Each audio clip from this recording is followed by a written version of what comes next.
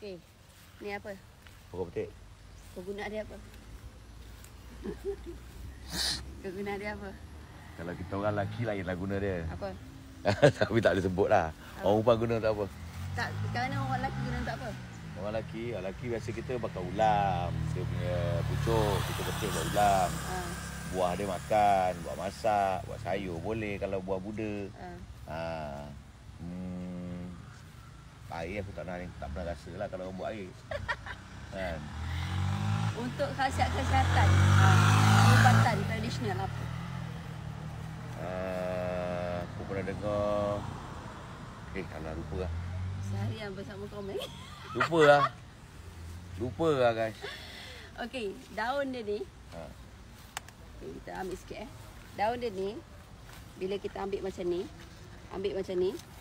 gonyo, campur dengan shampoo. Dia untuk orang yang botak kepala, rambut gugur, rambut beruban. Lepas tu dia untuk orang yang darah cair. Ini kena minum lah. Rebus minum. Rebus minum. Lepas tu dia bagus juga untuk apa tu? Denggi berdarah. Denggi berdarah buat mana? Denggi berdarah kena minum air je. Oh, minum air dia. Minum airnya. Yang lemak-lemak?